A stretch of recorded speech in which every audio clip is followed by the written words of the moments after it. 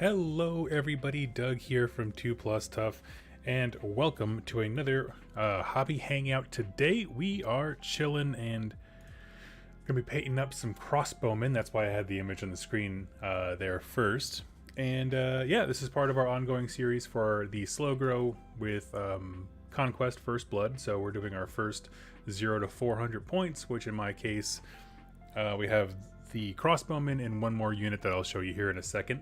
It's just going to be a relaxed painting chill stream. We're starting here at 11-ish my time, and we're going to go for about an hour and a half. And yeah, so feel free to drag out your paints and brushes and stuff, and we'll come and we'll hang out and we'll have ourselves a grand old time. Let me turn this light on. We can get this fired up. If you have anything that you would like to talk about today, please don't hesitate. And if too many questions get in there and I miss yours, just ask it again. So that way we don't leave anybody behind. All right, I think I'm good. So yes, to recap really quickly, my 400 points is a noble lord with his 2 bodyguards, which we did in our last stream. They came out looking awesome. And a unit of 6 men-at-arms, a unit of 4 men-at-arms, which we're doing next time, and 4 crossbowmen, which are today's project. Let's see if we can get all 4 of these bad boys painted before the end of the stream. I think it's possible. TG Disciple, is it live yet? Yes. Hi. I'm here.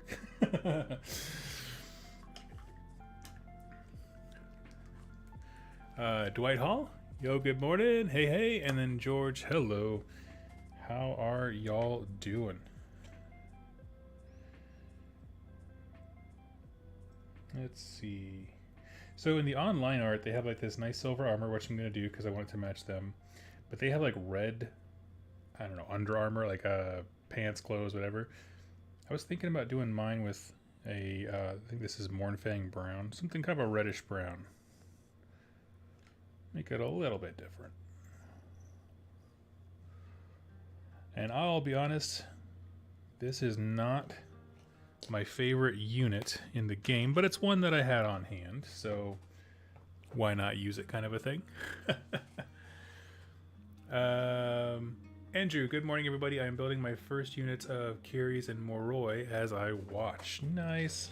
Those of you, if you don't know, those are the ethereal looking type units from the Old Dominion. They kind of like shades. They kind of like hover on wisps of smoke and stuff. They're really cool looking.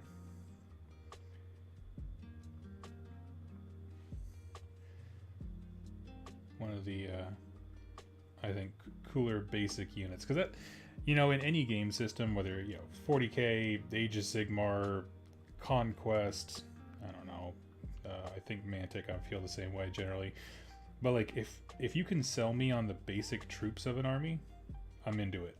Like, that's, you know, the fancy stuff is real nice, but like that's all it means to an end. Like I have to like the basic troop and enjoy painting it, because that's just generally, you know, it shows up more in the faction than any other single model or centerpiece model. So it's like, yeah, that's the thing that gets me, and that's honestly why so many factions just don't appeal to me. Where it's like Daughters of Cain is everything I love about it, right? It really is just, they want to run forward and punch people in the face, and who are we to argue, and that, you know, that kind of thing. But they just, man, I just don't want to paint that many of the same girl.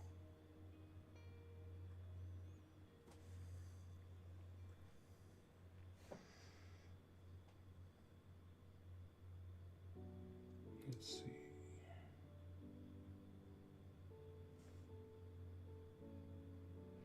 Trying to distinguish which parts of which are what on the fabrics.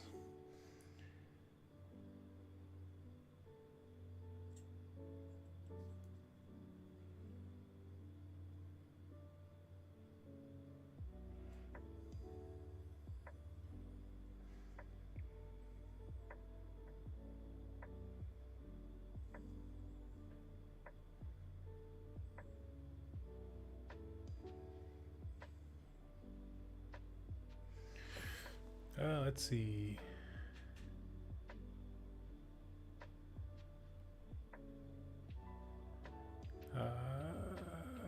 Corey, hey, I was able to catch a live stream of lunch. Hell yeah, nice, dude. Morning, hope all is well, Doug. I'm working while I watch, but as far as hobby goes, I'm trying to grind through the last bits of my character and overlords. Very cool. TG Disciple, I know your current focus is Conquest, but have you ever played any OPR or will in the future? I did actually play. I actually have a video on my channel. It wasn't too long ago. Talking about my thoughts on the game system. And, I mean, I liked it. It doesn't speak to me in a way that I want it to be like my main thing. But I did like it.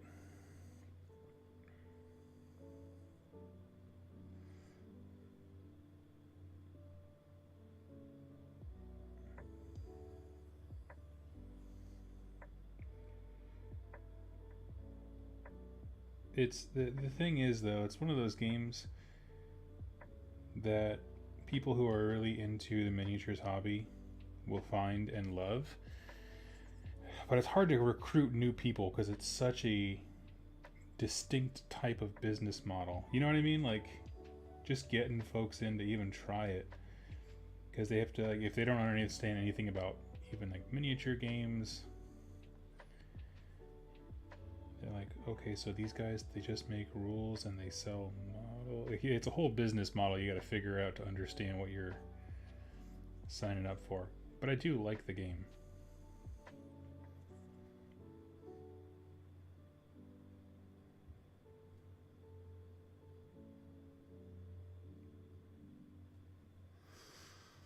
Let's see, I put a yellow tabard on him. I think I'm going to keep that the same and make him the captain. So we'll come back at him with yellow.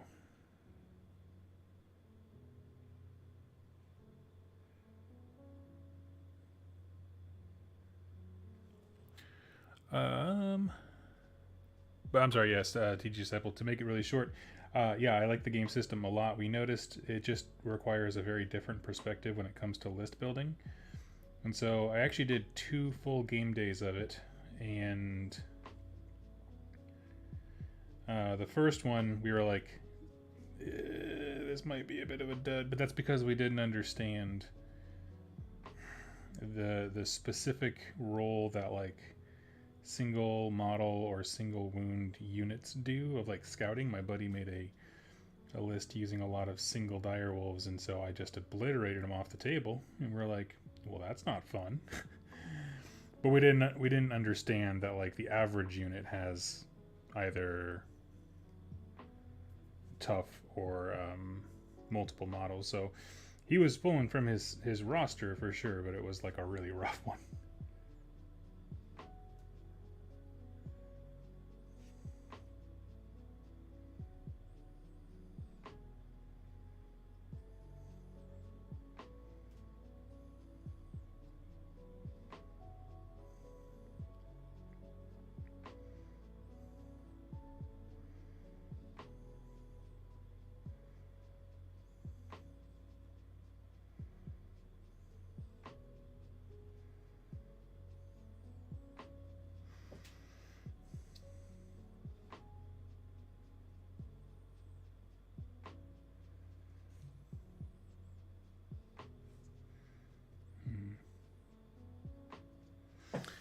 And for some of these, I gotta look and see where the shirts and stuff are, because they're just not showing up at the model. I will be honest, Bellum's early models are freaking rough, like in terms of detail. Everything they've made probably in the last 2 years has been awesome, but that initial run of 100 Kingdoms Inspire,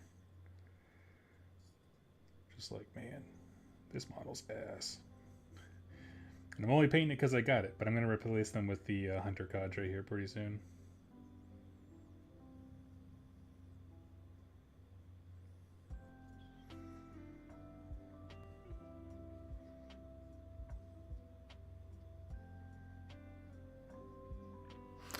Okay. See some questions coming in. Reason I went into a gum for my first faction. Troops are dope. Yeah, I like them quite a bit. Liking the core troop is a philosophy I use when helping New players pick a faction. Yeah, for sure. Yep. Orcs is an instant sell for me. Yeah, dude. What's up, Borgie Rolly? Wanted to get my Fire Slayers, but the thought of having to run bilateral symmetry man ruins them for me. Oh, like they're Susami, yeah. I just got home from work. Rain day, woo! Hope everyone is in the chat having a good day. Awesome. Alec Man, so where would you draw the line at painting the same girl then? Oh, I see, for my Daughters of Cain, okay. Because it's not like Daughters of Cain are bereft of options. You aren't quite required to spam. So Alec Man, it's a mixture of things specifically with Daughter of Cain, because it's not just the aesthetic of the basic troop. It's that the basic troop is also in a $60 box, and I don't feel like they're $60 worth of models. You know what I mean? So like, I know I probably phrased it to make it seem like it was much more about painting the Daughters of Cain earlier, but it's all of it. It's how you access the basic troops, how easy they are to get a hold of, right? People cough in this hobby and they hawk up 20 Space Marines, so like the faction works because they're easy to get into.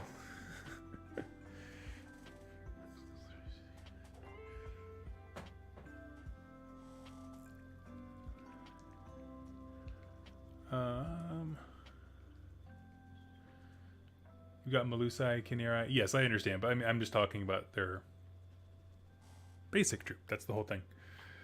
Vernon, WolfDoug, finally catching a live stream. Love the podcast. Oh, thank you. Any news on the new battle tomes? Also, I've been reading old world stories of Manfred. Can't figure out why he's so disliked from a lore. Oh, you mean like why people don't like Manfred at all?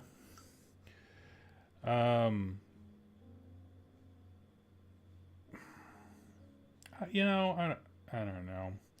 I feel like he's no more ridiculous, conniving, and whatever as any other character.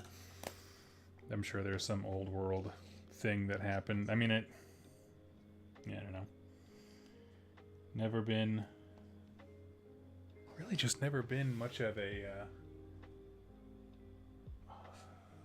vampire guy. In war games, particularly.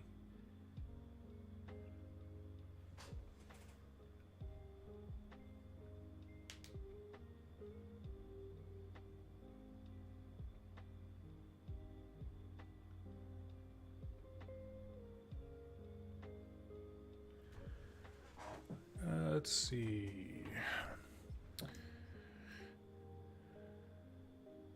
Any news on new battle tomes? I have the Tzeentch one.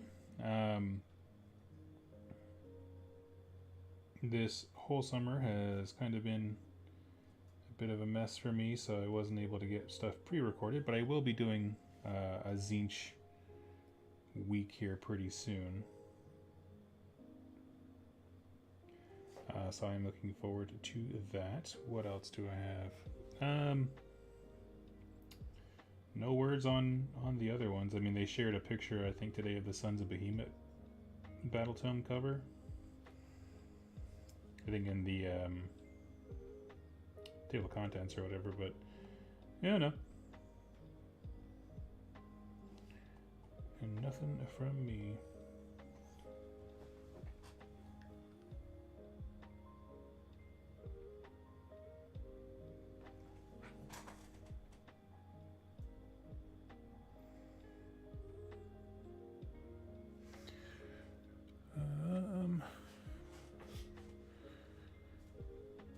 Let's see, WolfDoug, do you think GW is going to make more Broken Realm type books where it continues the story?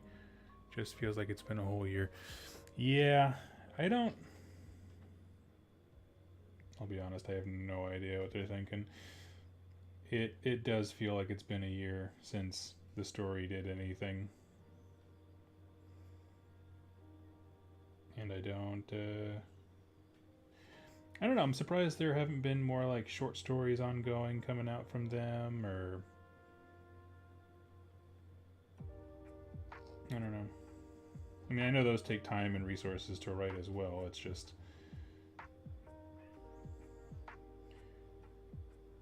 they set us up for the era of the beast, and it's like it would have been really cool if this whole time we had like snippets of random, you know, Dawnbringer crusades either succeeding at making cities or those cities just getting absolutely wrecked in by destruction. Like there's some cool stuff that could be going on, and it's just kind of silent.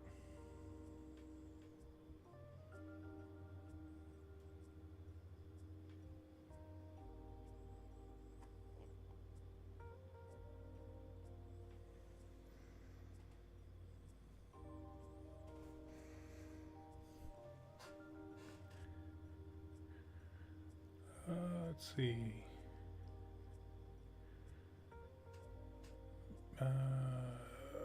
Corey Bragg Manfred gets hate because he sold out everyone and everything for his own gains. He had a major hand in causing the end times. Yeah, I knew that. I just assumed that there was like a more in the von Karstein book series. Like, so right at the end, he had a chance, or I guess our heroes had a chance to take out Archaon the Ever-Chosen. And Manfred was like, lol. I got a better offer. The world ending? Okay. Weird offer. Shouldn't have taken it.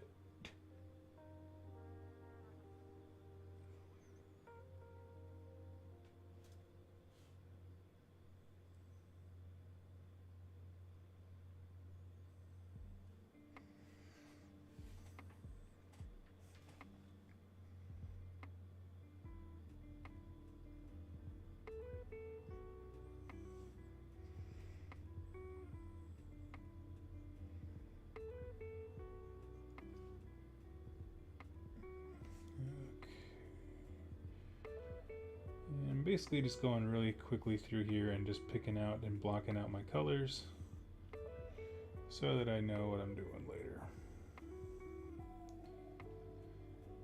Biggest thing is just getting this into a wash ASAP if I'm hoping to complete it this stream.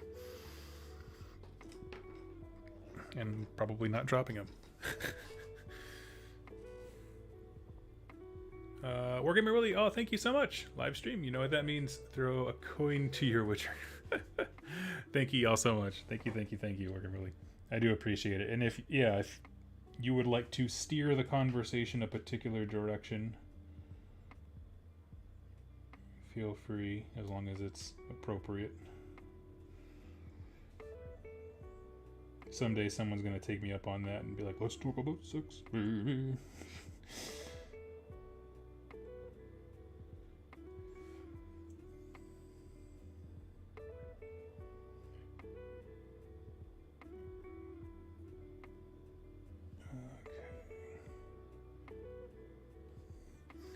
Now, I will say, I do have some good news for myself and therefore the channel, which will make sense in a second. But I've said before, a big important part of motivating myself for Age of Sigmar videos is actually playing the game. Whenever I play games, I am way more likely to actually get excited to talk about them when I pop up on my computer and start taking notes and stuff like that. And I've been really bummed because since I moved here, I could not for the life of me find an AOS group. And so, you know, I mean, I think it shows in the channel. My hobby inspiration has been diminished just because there's no chance to get me fired up about it. However, a week and a half ago now, I went to a Horus Heresy day. And when I say a day, I just mean like a very nice guy in the community opened up his house and a bunch of nerds came over and we all played Horus Heresy. Had an absolute blast, and while I was there, I found out that like 6 of those dudes play Age of Sigmar and or Warcry. And so my little heart grew 10 times that day. And I actually have a game scheduled for this Thursday. They're going to borrow my copy of the Disciples of Tzeentch, and I'm going to rock my bone splitters.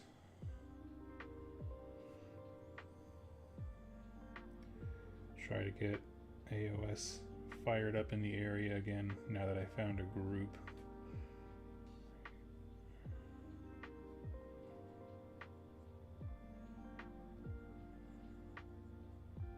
So anyway, that was a small personal note, but it's so much easier to do videos if I'm like playing it and getting excited. Especially when it comes to battle tome talks, just because if I can't see it on the table, I really struggle to visualize everything. Like, you know, I can read, you know, Zinch does X, Y, Z, but it's different when you see it on the table. And I know I'm not alone in that. I think Jack from Rolling One said he was the same way. It just like there's a practicum we have to see before we can figure out what this means.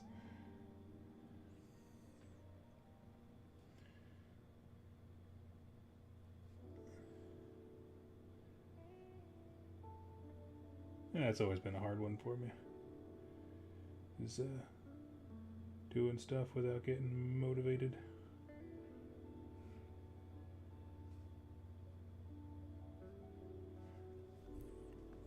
Always rough having a tiny and non-existent community.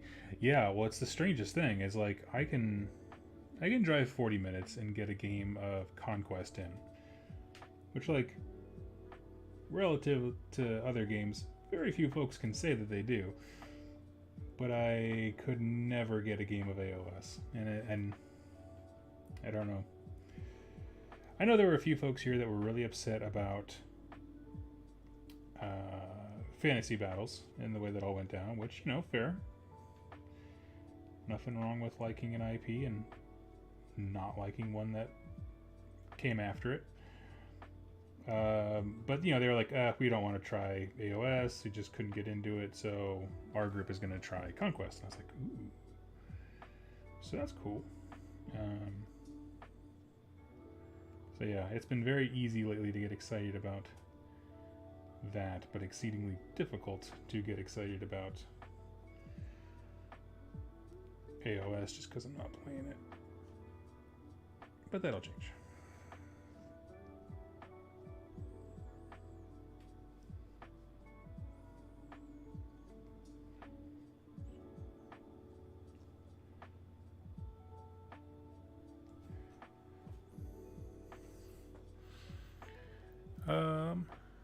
Wonder what's becoming my new favorite tabletop game. Oh, I mean, I could tell you that my favorite tabletop game as of this exact moment, it's stretched. It's stretched between Conquest First Blood and Warcry, and I do think they're different enough to warrant. I mean, I think if you liked Mordheim, you will enjoy Warcry First Blood. It's an opinion, but more so than if you like Mordheim. First Blood is more like that than Warcry is. I like it a lot, and then I think a contender I want to leave room for, but I have to be honest, I haven't actually played a full game of it yet, is Space Station Zero by Snarling Badger Games. That is Vince and Uncle Adam's game design firm, company, brand. I guess it's kind of all of those, isn't it? But yes. And that is a miniatures agnostic game. And I'm just waiting until I'm waiting on a few parts to start building a... Oh, what are they called? Delac. I don't know why I can never remember that name. I think it's just spelled so weird in my brain. This is just like, that's not a word. Forget it. Delete.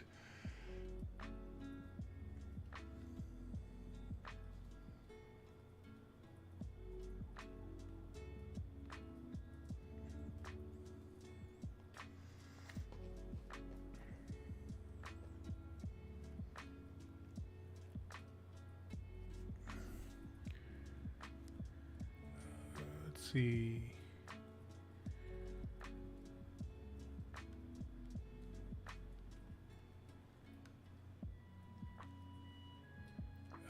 James, are you using streaking grime for a wash with these models? No, I kind of moved away from that. I did a whole bunch of Hold Warriors for my Dwight home like that. And I just didn't like the way they looked. I don't know, I've been painting much more cleanly now, like skipping the grime, although I do like the grime on my bone splitters because I think it works really well with the green, specifically like the tones of green that I like to use. But with these guys, nah, not anymore. I felt like it was over grittying everything.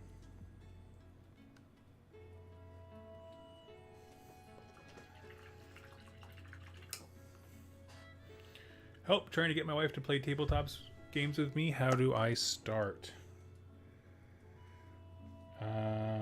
Well, what is she like?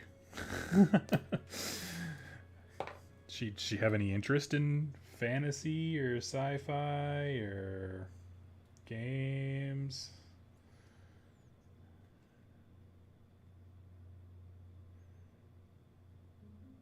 Let's start there. I suggest you start with something that she already likes. So if she likes, like, say, example, a particular franchise, there's probably a miniatures game for it.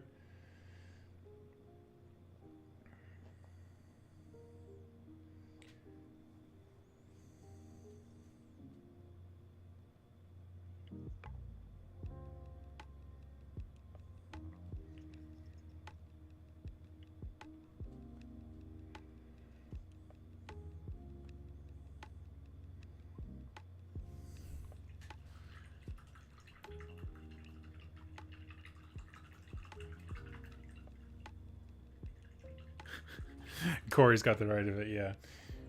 So let me ask you here, Mad Hatter. She loves video games, especially World of Warcraft. Huh.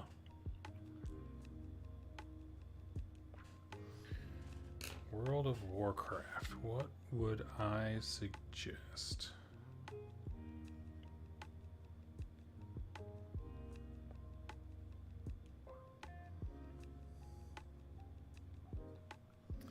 I mean, I think Warcry is a great one.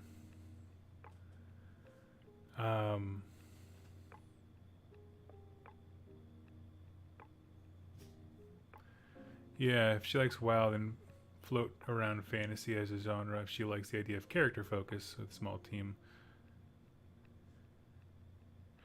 Yeah, I agree. I gotta go with Corey here. It's just finding properties that she has a visual interest in is huge. But like, if you're saying like, wow, I totally get that. I would probably lean towards Warcry because it is exceptionally simple, and all of the Chaos Warbands have ridiculous heroes. You know, yeah, they look absurd, just like the various armies of WoW.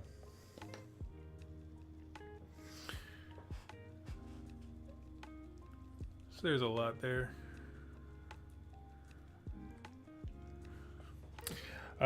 But while you guys are given the minutia, because we're all kind of on the same track here, right? Find something she likes, and then we'll figure it out from there. I'm going to give you a few personal Grigsian household tips. This is exclusive info, insider knowledge about how to get your spouse into war games, so keep it secret, keep it safe. Here's what you do. You find whatever their favorite sweet snack is, salty snack, and wine. Preferably something trashy, canned or boxed.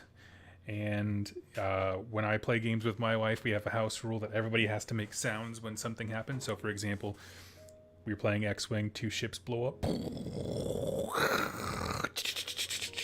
making all kinds of explosion sounds. Same goes for with Warcry and people dying. No! And he falls to his death.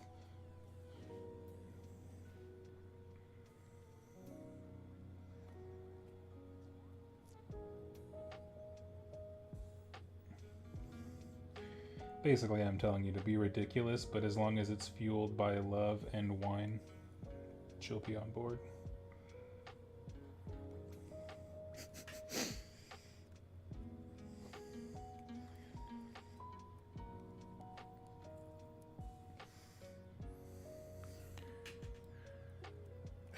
This man over here dispensing some wisdom for free. Exactly. But yes, whenever we play, well, we played X-Wing quite a bit there for a hot second, closer to when it first came out.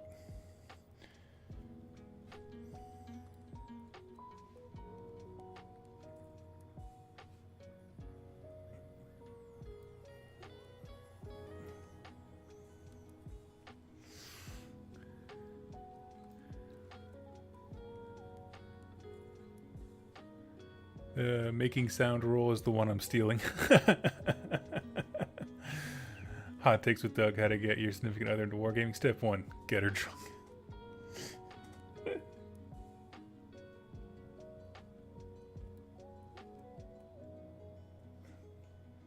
I'm just saying, you know, we'll call it, I don't like the term social lubricant, but that's the only thing my brain went to, so I said it. Now I have to stick with it.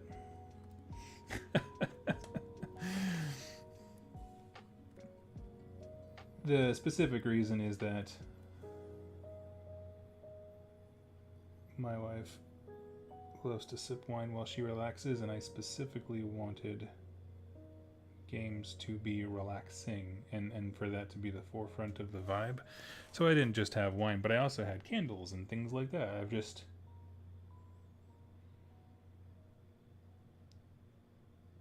mainly because I know for my lovely wife, she gets very overwhelmed with rules, and so having it, the tone start off as like, chill, we're here to be ridiculous and have fun.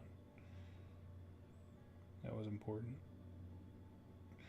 Whereas if I just, it was dead silence and I slammed down a huge rule book in front of her. We're going to war!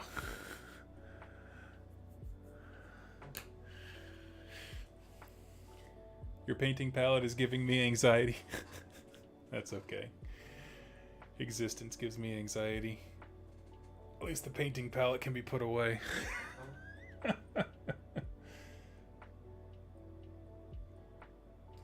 Okay, let's figure out. These guys all have different kinds of coats, so I kind of have to go one by one, which is not really what I want to do.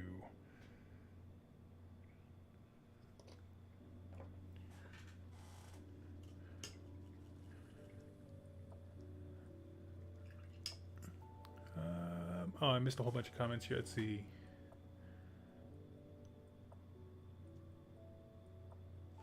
I'm cracking up while she's listening to your response. Oh. Well, hey. If you are Mad Hatter's significant other and listening, I'll give you a second to tune in.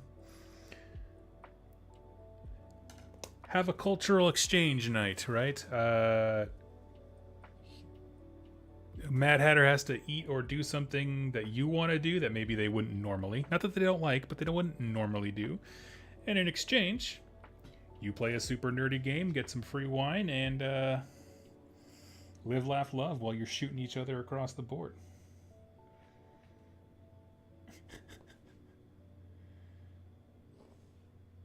Everyone's a nerd about something. You just got to figure out what it is. Whatever you could talk about for hours, make Mad Hatter listen.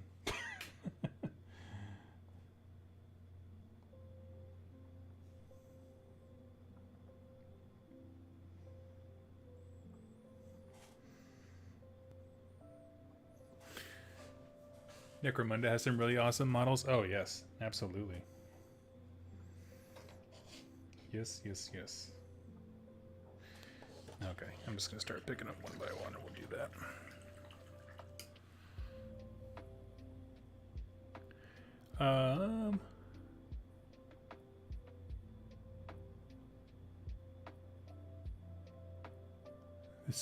This is the paint palette of a cultured hobbyist. Dragon King, just wondering if you like the new Mega Gargants. I like that they're adding to armies. I do. Seems a bit samey to keep using the same pigeon-toed legs that I have.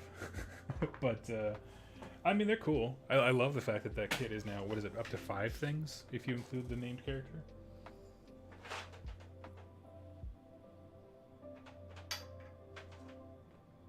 I think so. I mean, that's rad.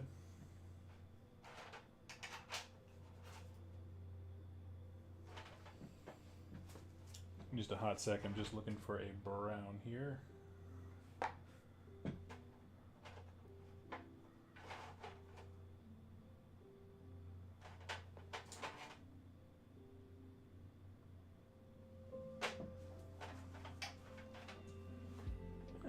Where'd they all go?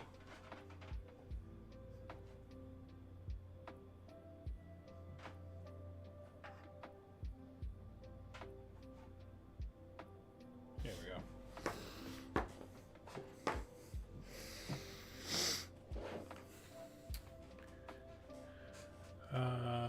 Yes, but I do like them. I mean, rules-wise, I haven't, like, I kind of need to see the rest of the book, obviously, to get some further context for some of the rules, but they seem cool. I don't think I'd do an army of them. Just doesn't appeal to me, but that is a-okay.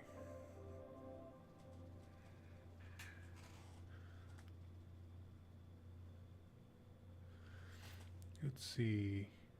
Good times. Engineers. My first DM experience was engineer students, and boy, to come up with ideas. Yes. My group has a decibel meter and a scoreboard for a loudest wah called. That would stress me the hell out. Whenever somebody full bellows wah at an event, I have to like put my dice down and just stare at the table for a second. Otherwise, I will have like a panic attack.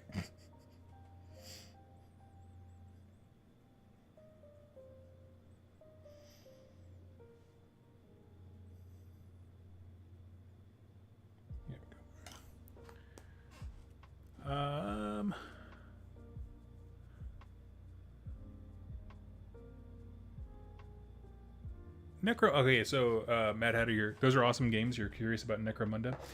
I love Necromunda, and I will say the rules are not nearly as intimidating as they may seem. So when you look at the book and you're like, oh my god, there's a billion rules. The truth is, at any given time, you're not using a ton of them, because those rules also exist for like really weird esoteric weapons. If you just go and slowly take your time as you go through a match or whatever, and you just stick to the rules, maybe write them down ahead of time of like, these are the rules my units use, and kind of like limit almost to an extent how much of the rule book you're looking at, you will realize that it's not that scary. It's really not. And then as your warband grows and you add weird units and extra abilities and stuff, that's when it gets a little bit hairy, but by that point you are in theory so familiar with your existing stuff that it won't scare you. That was my experience with the game. As someone who also can't really stand rules, not bloat, but just intensity of them.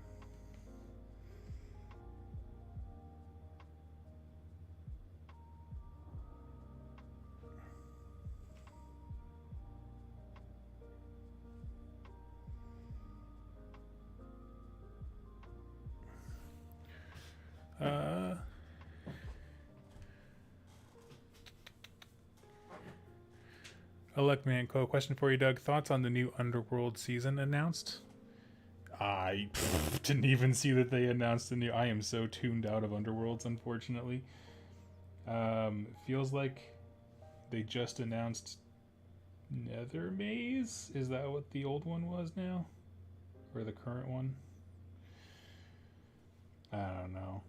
I could not keep up, and I felt like they kept putting out redundant products of just different ways to start, but none of them were really effective for helping you get into the game. I don't know. It was just a lot. I should check it out just to keep my Underworlds lore playlist up to date, though. So thank you for sharing.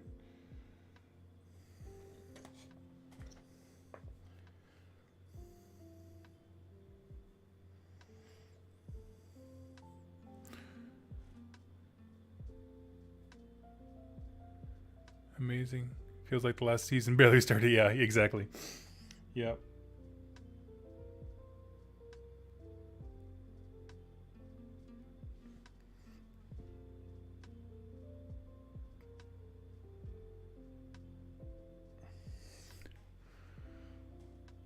Let's see. I'm afraid the new battle tomes won't even be all out before we hit a new season.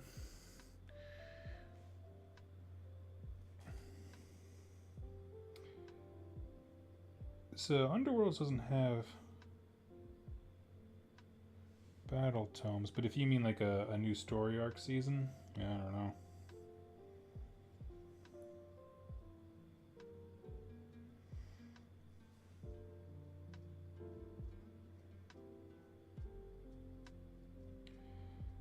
I can't say as I understand their business practices half the time.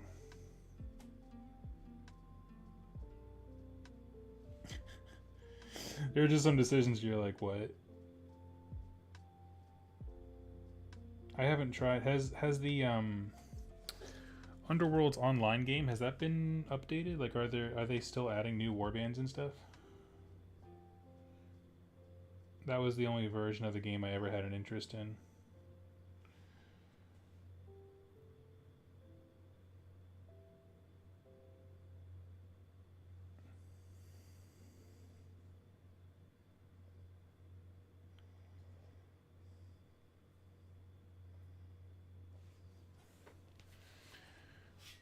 Just gonna need an all Dark Oath army ASAP. Yeah.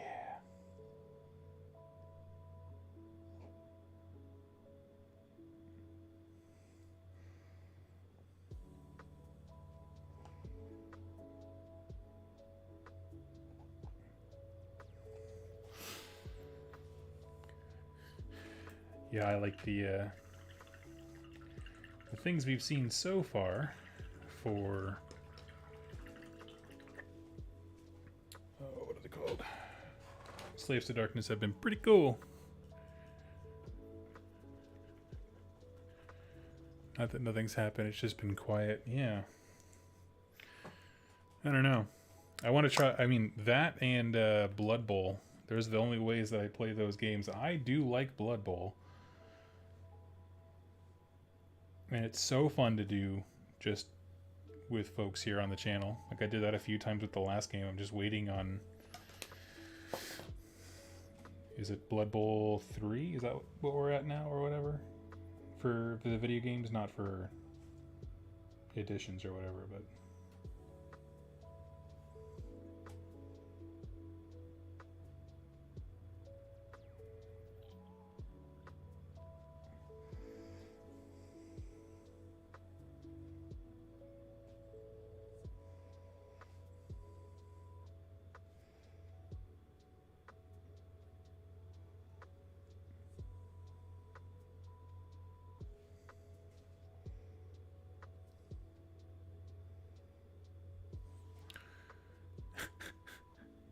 Give me Blood Bowl 3 now. Exactly.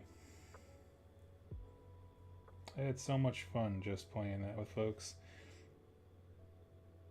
And there is supposedly a very active Blood Bowl community near me. But I can't ever seem to get connected with them.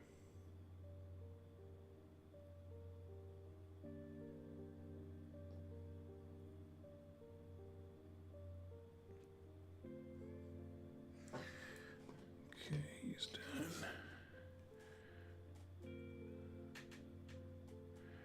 Mike, what realm would you like to see the next AOS season set in? Personally, I'd love to see more happening in Olgu, especially finding out more about what Malarian's up to. I am a unabashed sucker for Chamon. My two favorite realms, as I talked about them endlessly when the channel first started. I love Gur, which of course now we're exploring, and I have not been disappointed at all. I thoroughly enjoyed kind of our current arc. But the thing about Gur is, it's very, it can be in many places very, oddly enough, tame in terms of the kind of fantasy. Right, a lot of it's just, oh, big monster, run, that kind of a thing. Like, you know, traditional fantasy that, I don't know, I'm kind of used to.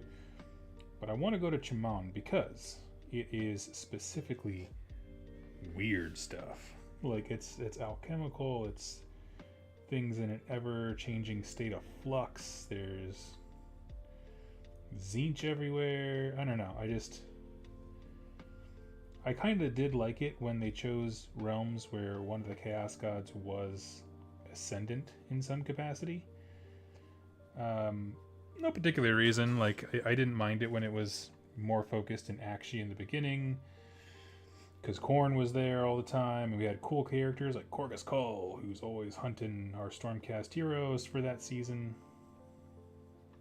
And I just don't feel like well, there's no Chaos God specifically in Gur. It's all about Kragnos right now, which is cool, but I think Order versus Chaos is the heart of AOS. And so I'd love to get back to that. I could really use a break from all the stories. I just don't want it to seem like it's just all revolving around the elves now. Which I know some people are excited for. I'm not going to yuck anyone's yum. I certainly wouldn't complain or stop covering it if that's what they leaned into. But it's be like, I just feel like there was cooler, ridiculous. I mean, I'm someone who deeply loved AOS 1 when it was all ridiculous and there was no points and you just do whatever you want. But I felt like the kind of fantasy that they really pushed in that was much, I don't know, it's a lot more to the imagination. It was more unique, in my opinion. So, I don't know who wrote those early stories or whatever, but if you did, thank you. Thanks.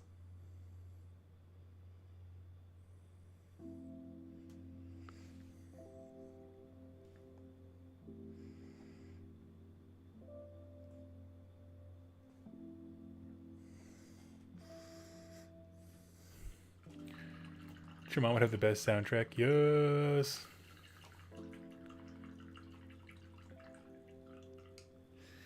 The League is going to start its next season in January. Cool, cool.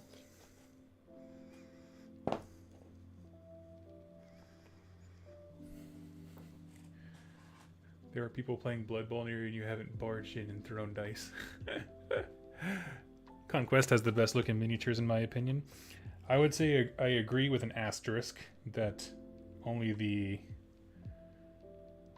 last, I don't know, 2 years of kits, when they first started, because they didn't do a Kickstarter or anything, they like privately funded and bootstrapped the whole thing, which is crazy.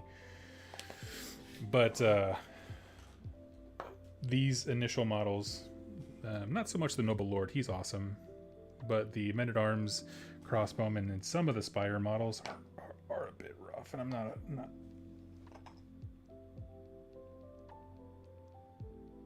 to be too disparaging. Great first try for a miniatures company, but I think with how aggressively they're pushing releases, at some point they will definitely, they know it's a thing.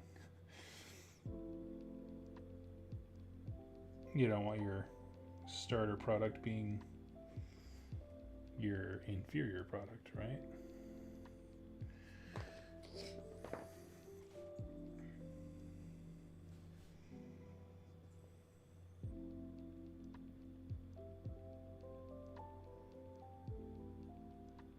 And basically what I did here is I just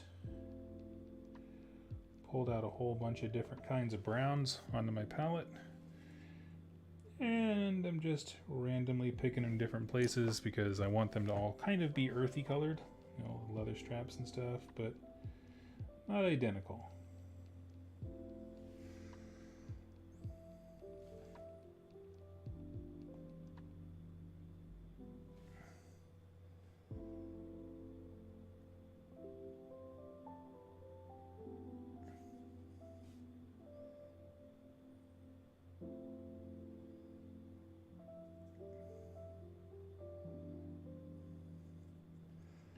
But yes, Corey, the second Blood Bowl 3 comes out, first of all, it will be on the channel. But second, I will also be going into my local store because I just need a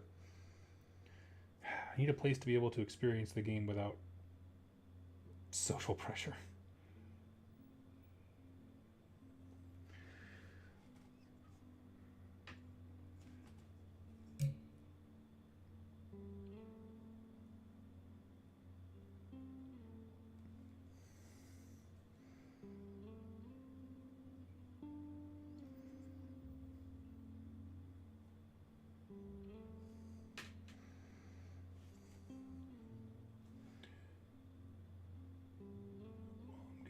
Close to being done with details here so I can talk more. Ooh. Oh, look, man, speaking Conquest, still need to start my spires, but finding the space to put my stuff that's built but not painted yet. Yes, I understand. James, I like the early 100 Kingdoms. Details aren't as deep, but they have a cool presence. Oh, yeah. I mean, they're not bad. No, I just mean if you hold up one of these men-at-arms to, say, like, Slingers, a basic unit from the Woodrune, the quality difference is astounding. And I say astounding not because the 100 man-at-arms are bad, but because it showcases how quickly they developed. Of like, okay, we got the story unlocked, we got the rules kind of nailed down, and then they just like went from 0 to 11 on models. So it is more of a compliment to how crazy fast they caught up to other model companies, mainly GW, but of course all of them as well. In terms of multi-part plastic kits.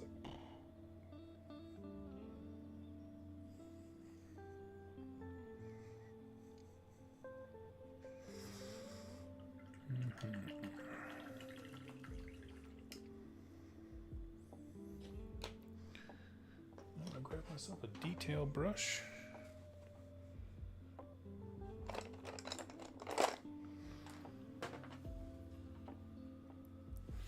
How do you do it, Doug? How do you stem the rising tide of plastic?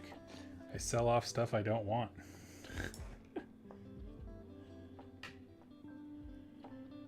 That's my secret. I'm always drowning.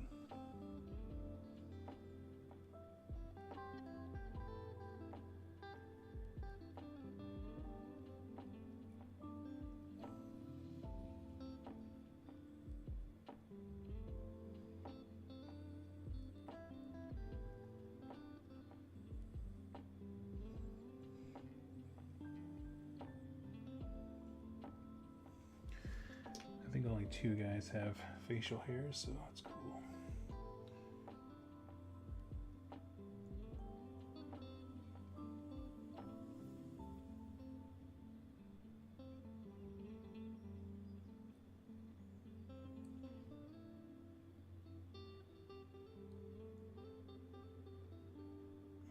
There we go.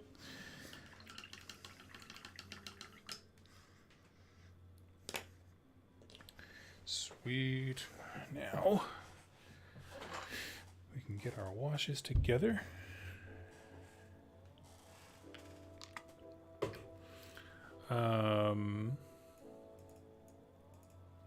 But yeah, as far as the tide goes of plastic, I basically have at this point 1 army per game, and I just kind of keep my projects as well organized as possible, I suppose. There's not really an easy way.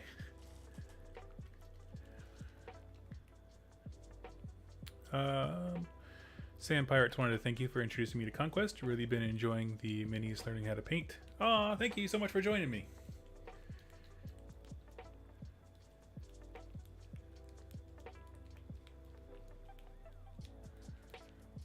You are very welcome. Mike, I'm oddly intimidated by Conquest models. Oh, I know contrast paints would be my best friend, but they look really busy. I could see the Woodrune being very busy. Yeah, I won't argue that one for sure. Because they have like so much feathers and plumes and stuff like that. I found 100 Kingdoms to be very tame. Which is what I'm painting right now.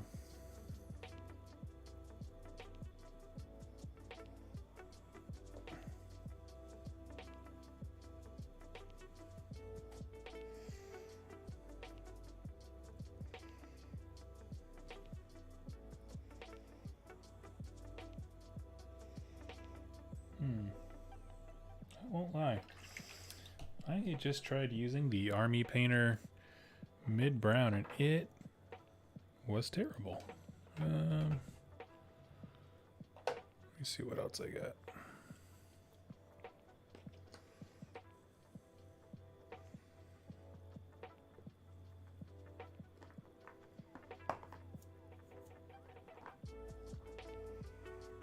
Okay, got that. I have Null Oil here somewhere in front of me. Aha. I'm sure it's just an old bottle. I think I've had it for forever.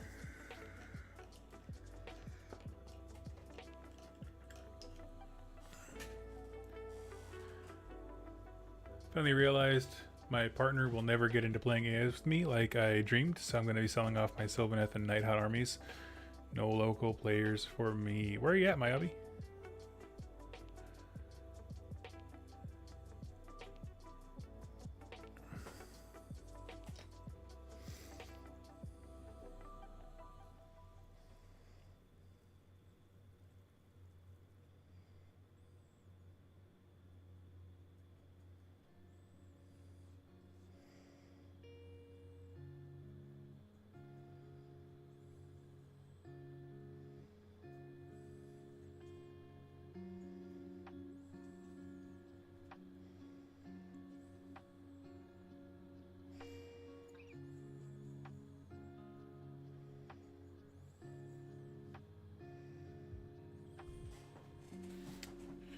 It's hard, you know, you don't want to put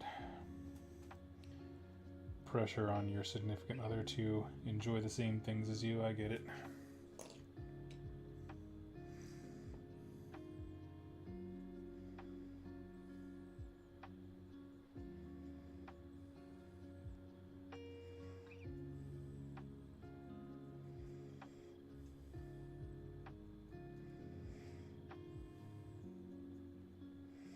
Hey Corey Bragg, I see you're in the chat here, and you're my resident Blood Bowl aficionado. So I got to ask you, are the Spike magazines that come out? If I wanted to learn a new faction, right? Like I'm gonna take the Amazons for example because their Spike is in the pre-orders thing or whatever. So if I wanted to learn how to play Amazons, would getting their Spike magazine be a good way to learn it? Because I know they come with like some kind of basic tactical stuff. Like, is that a good onboarding for a faction? So if I went back and found, you know, Spike magazines for the factions that I wanted to play, would that give me a reasonable like idea of how to play X faction? I know there's stuff online, but if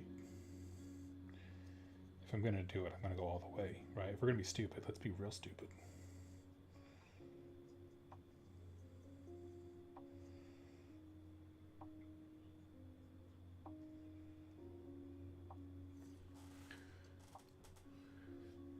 Middle of nowhere, Wisconsin.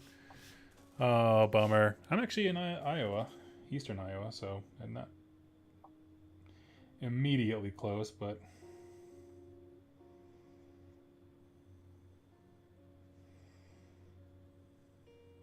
well, keep me posted. I mean, if you're looking to offload it, depending on how much you're looking for stuff, I sometimes buy and paint up and flip things, so I only offer because shipping wouldn't be ridiculous.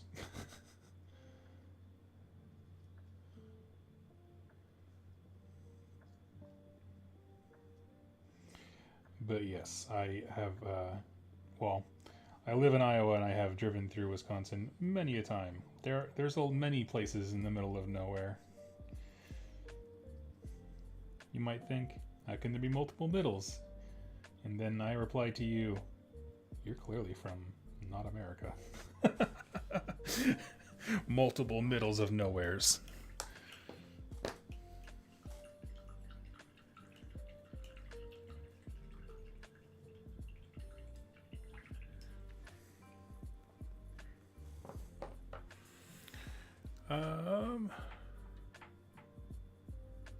James,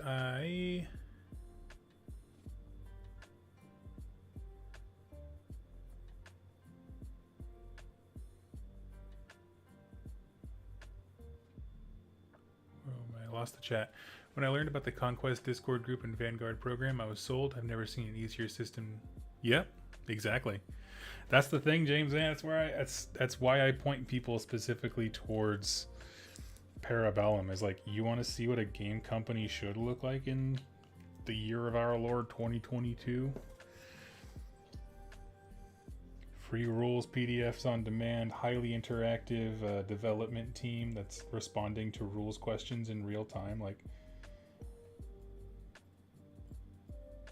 for some of you veteran gamers, imagine if you could just email Rick Priestley, "Yo, Ricky P, what you mean by this? This doesn't make any sense." And then Rick could be like, you got me. I don't really know what he sounds like. And then he'll fix it right there on the spot.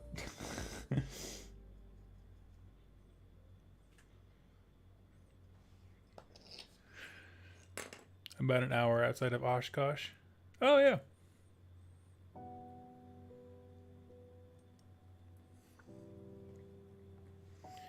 Hey, I drove a few hours to go hang out with Dan from Cubic Shenanigans podcast. We went to Irish Fest in Milwaukee together. Had a great time. The only problem is, after like 4 bands, every fiddle song sounds the same. So it's like, oh, what's this? Oh, new Irish band. What are they playing? A fiddle song. It's like, no, I'm a Texan. I could stand there and listen to just about anything with a beer in my hand. King of the Hill style. But after a while, it all kind of blends together.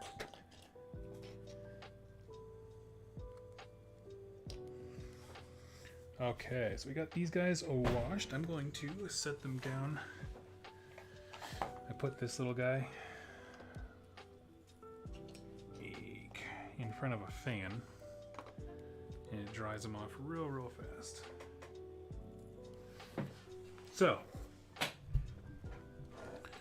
I got about half an hour remaining. Let's take a look at what is going on in the wide world.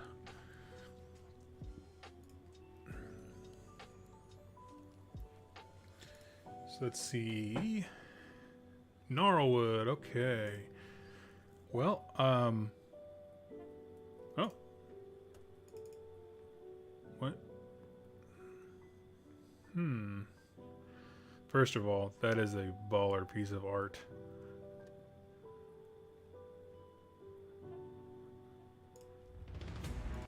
Okay, I'll turn that off so we don't blow eardrums. Show me the models. Ooh, that's like a lich guy. I like him.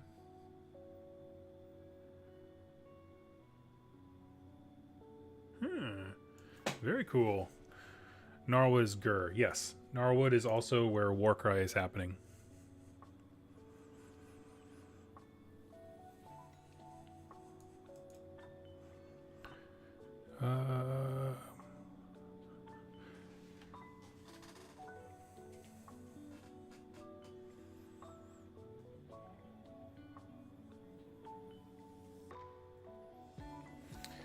Ooh, James has a good question here.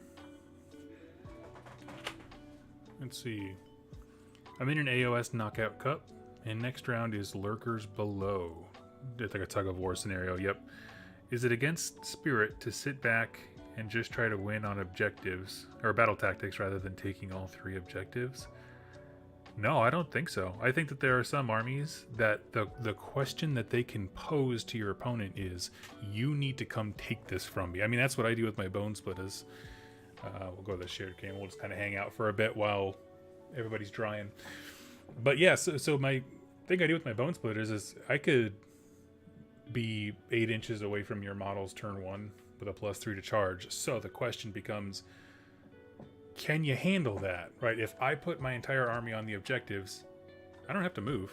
Can you peel me off of them? And likewise, armies that ask questions about the secondaries and that kind of stuff, I think are identical. As long as you're interactive, I don't think anyone... Like, I think the only thing that's against the spirit of the game, in my opinion, I really don't like Legions of the First Prince, where if you play hyper dodgy, like a list I saw at Vault Wars, you can just not engage the opponent. You keep retreating out of stuff with Furies.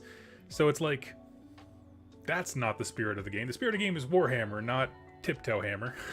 And so you got to get up in there. So as long as you're like doing stuff with your opponent, I don't think it's a problem. Mason Knox, what's your take on the lore direction for Be'lakor? Well, I'm still waiting on details for the new Slaves to Darkness book, but the overall thing of him trying to circumvent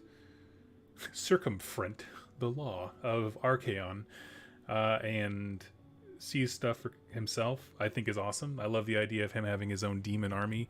Him being the demon end of Chaos Undivided would be much more meaningful to me if there were more undivided demons, but I will settle for those huge Minotaur nasty looking dudes that they can take now, or whenever the kit comes out. So I'm very excited for them. And I like where Be'lakor fits in of he's technically a side character to Archaon, but their motivations overlap enough that like he doesn't feel like he's crowding the space. Archaon still feels like the main boss, but he also feels like he has his own thing going on, and I like that. Viridian Forge, Gnarlwood is Gur. Yep, we talked about that. Weren't we in Ulgu for the other two sets? No, because Beastgrave was the mountain, and then all the sets in my reckoning, I mean, I apparently missed one. My understanding was that we kept finding deeper chambers in the mountain. I could be totally wrong about that, with the exception of Shyish is where it started with Shadespire. I bought Harrow Deep and still haven't played it. Yeah. That's my thing. I think I've played like 2 or 3 games since moving out here, and I like the game system. I'm just not a deck builder guy. I just never. Oh, it was Gur, Ulgu, back to Gur. Interesting. I forgot about Nether Maze. Right on. Thank you guys. I totally forgot about that.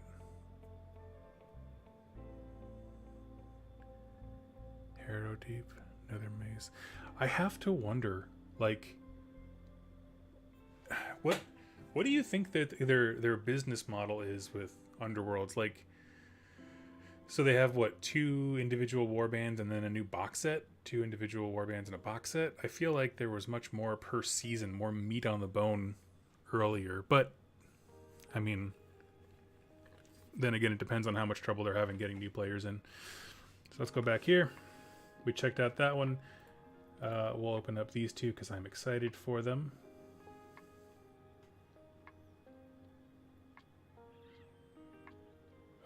Some intern goofed. He put all of these in the same category. That's okay. So let's check out a few things here. We already saw Necromunda. I am excited for this because Escher Gang is one of my absolute favorites. If you didn't hear this story, I had a very well painted Escher Gang. I played them in Seattle with an awesome group, and then during the move they all got crushed, and I was so heartbroken. I was like, I don't want to spend the whole hours fixing this thing, so I got rid of them. I just couldn't even look at them anymore. But if I was ever going to do them again, I love these heads. These heads are so cool, and I know that they're just wearing goggles, but they put the hair up in different directions. Obviously really nice to have if you're having them drive it. Like, it gives the sense of motion, like the wind's blowing through their hair, which is cool. And the backpacks and stuff are just rad. Man, they're cool. They're the coolest girls around. Viridian Forge, I feel like they're coming out way too fast. For each set, they're doing like 1 or 2 individual warbands.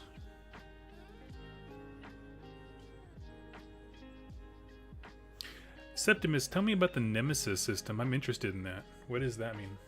When I hear Nemesis, I think about like NPC characters that just kind of go around and fight everybody, or AI. Next, we have Stomp the Mortal Realms flat with the new Sons of Behemoth Battle Tome. There's our thick with 2 C's boy. Every day is leg day when you're 80 feet tall. And let's see. Behemoths for hire, and we have all of their list of things. What's interesting is looking at the Path to Glory section. I'm sure this is all their own custom rules because there's so few models. But then they also have what's called quirks, which I'm sure is going to be, because you have so few dudes, your quirks will accrue over time and probably make some really interesting unit stats, is what I would imagine. Cool. We still got the mercenaries here for everybody. Cool. Yes, and now we have a sum total of 5, right? Yeah, here they all are. Oh, cool. Big chonkin'. And this is what's up for pre-order. Disciples of Zunch. And their Vanguard box. I have to say, this to me is probably the most interesting Vanguard box I have seen. Those are some solid smattering of units. Like, maybe you're not going to use them all. I don't know. I've just started recently looking at the book in a rule sense. I've been doing a lot of reading lore-wise, but it's just a good mix. Like, I don't know, man. That's pretty rad. Oh, I didn't realize they were another maze. Oh, right on.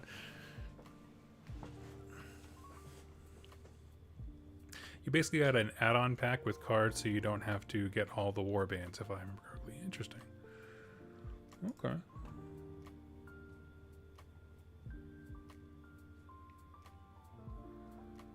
These are cards, a bunch of made-to-order classic space. Oh man, these guys are cool. Look, I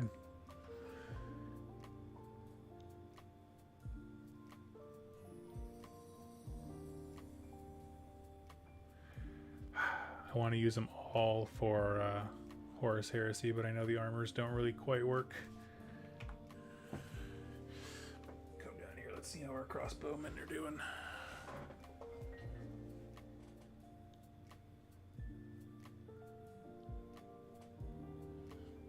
Just about dry, but I am okay with that.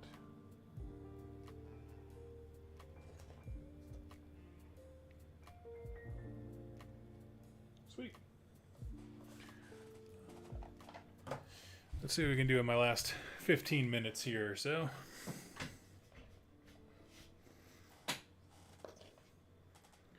Grab some Cadian flesh. Thoughts on that Vanguard box for Tzeentch? I like that it's a mix of the Arcanite as well as the Demon models. I think that was really cool. I feel like previously box sets that try to represent all aspects of a faction tend to lean really hard into specific things, which I am not a fan of.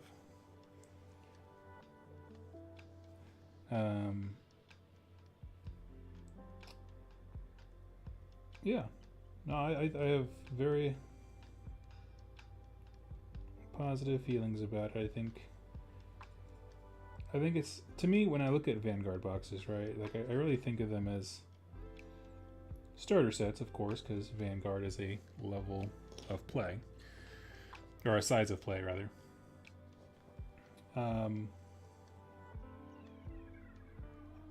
And so I look at this, I'm like, can someone walk into a Games Workshop store, see this item on the shelf, and get really stoked about it?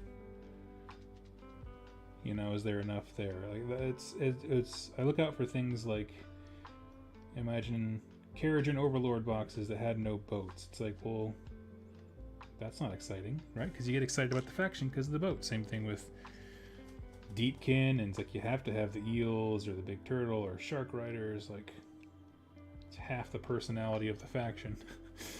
So from that perspective, I think it's a wonderful set of, like, giving people a taste of what Tzeentch is like in all the aspects, demonic and mortal. And even within that,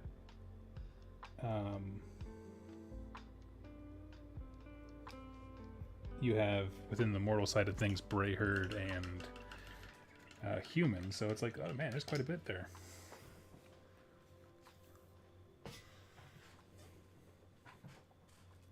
Those masters look like they'll fit Horus Heresy quite easily. Yeah, it could be. I have to look at them a little bit better. Let me grab corn red. You will do. So I like stats like that. The only thing...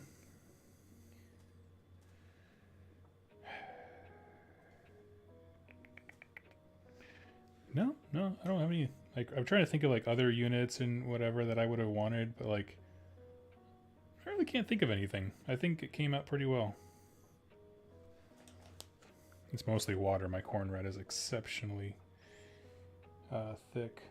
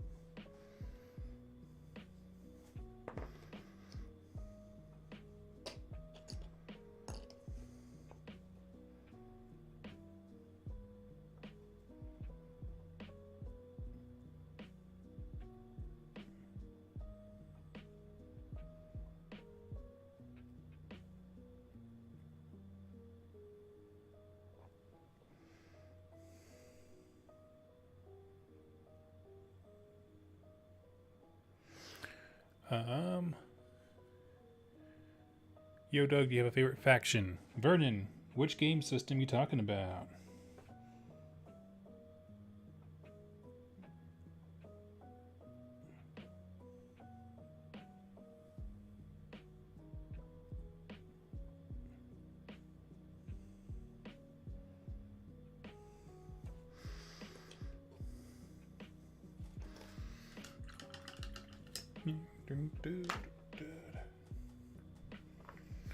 And I'm just going to throw some purple onto some of the knee pads because that's kind of the color of my royal guys. AOS. Yeah. Bone splitters. Gotta go for my bone splitters. The reason that they're my favorite, quite frankly, is because they are among the simplest factions in Age of Sigmar to play. You run forward and you die. Sometimes you die fast. Sometimes you die slow. There you have the facts of life.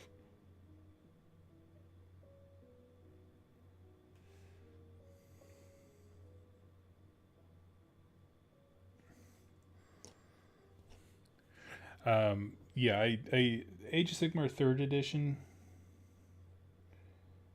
I have said before, doesn't really grip me all that much.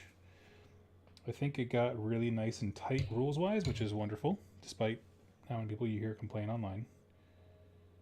But it lost a bit of the ridiculous freedoms and stuff that I felt like made the game initially appealing to me.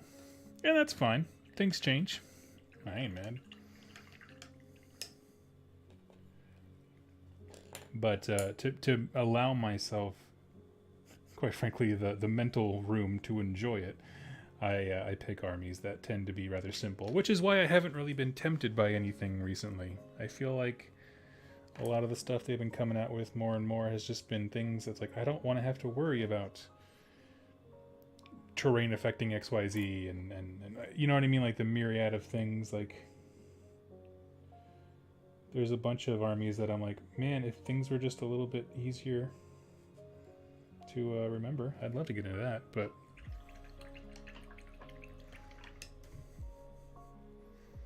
it is what it is.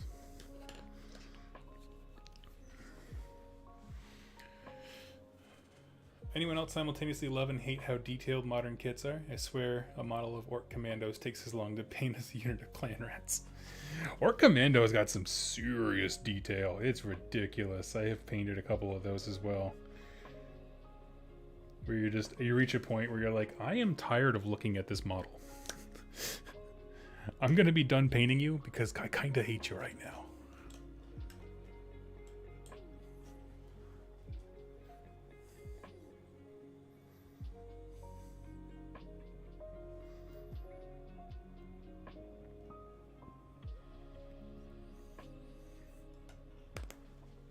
With the Bone Splitters, what would you like to see the faction get? Named characters, monsters, blah, blah, blah. I actually love that there's no named characters. What I would love, if I could design anything, right? This is my Doug owns Games Workshop for a day kind of a wish list deal. I would love it if they made a unit called the Wereboars. Because they actually have a spell in their lore called the Curse of the Wereboar, where it makes all the boys super mean in combat. They just get ridiculously good. Can't fire anything though, they're a straightforward melee unit. But I would love a unit, just because they brought that into existence with that little lore blurb. I want Wereboars. I want orcs that are like halfway turned into boars, and they can be somewhere. I kind of almost think of them in terms of like size and efficiency, something like crypt horrors, you know, as somewhat fast moving for their size, large type of unit that has maybe fewer attacks but rend or something like that. Really, that's what the faction needs, is a dash more rend. That's what I would say, yeah. But that's what I would love. I would love Wereboars, and what else?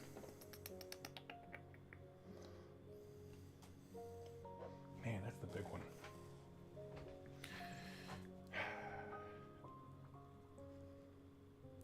I know that in the past there were balance issues when it came to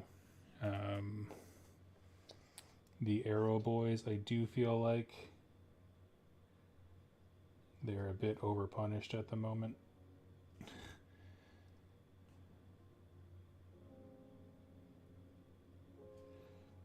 Like, they went from being the default choice to not really having a place in the army, which isn't good either, considering there's like 2 kits that make up the entire faction.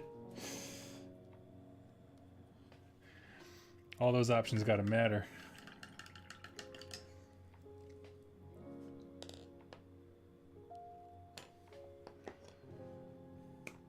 And a boar boss? Yeah, I would take a boar boss.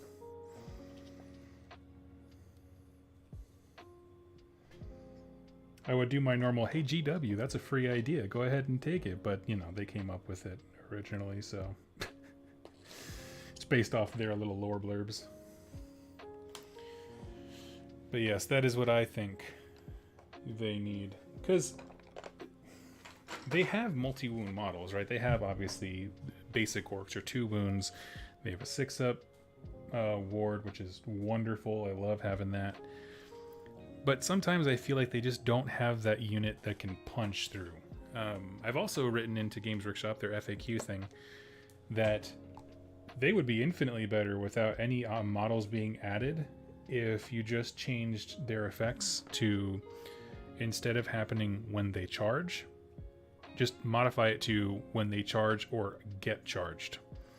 Because they have a whole bunch of like really cool, you know, +1s that really do help their very otherwise sad stat lines, but only when you charge or get charged. And so if you get charged, that unit doesn't do anything, which is normally fine in most armies. You know, having a way to shut down powerful charge abilities is good. But when it's kind of the only thing your units do, it's kind of a sad face.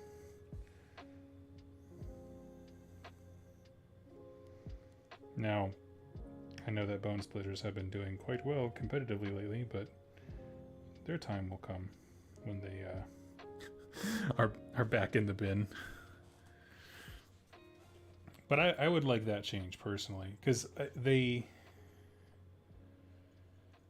I get the idea that like they want to be so aggressive and so they get all the bonuses on the charge, and that's rad. But not every single unit in your army is going to get a charge, and so having something, you know, instead of lore-wise it being the charge, just they do better when they're excited to fight, and they're always excited to fight when the fight first starts.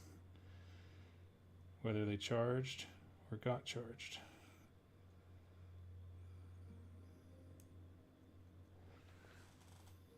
I would love to hear thoughts on that, though. What do you think about the Bone Splitters rules changing to when they charge or get charged? And it's usually stuff just like +1 to hit. Like it's not, they're not mega rules, and they hit on like 4s.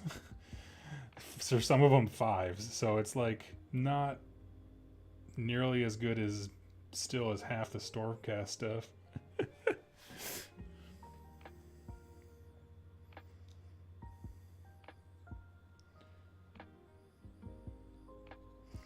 The only thing I could see it leading to that might be a deal is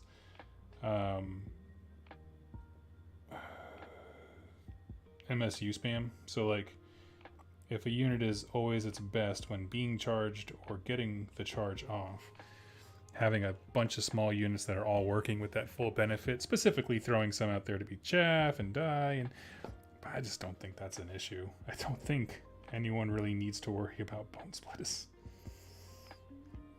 It's kind of like Fire Slayers, where it's because so much of the range is the same frickin' model. It has a built-in cap on how many people are actively playing it, because there's just not enough people in the world that love that model or those models to like.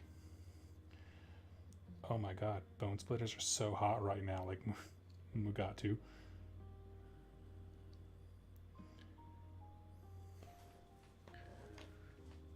All right, friends, we are at 127.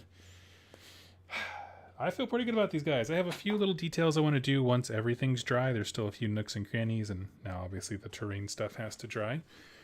But we got some mercenaries tabletop ready for sure. And so once I just pick out the highlights on a few small pieces, mainly the arms because they're standing, they will be set to go. And our next stream on Thursday would be these last 4 men-at-arms, who I think I'm a bit better at painting than these other ones. So I'm excited for that.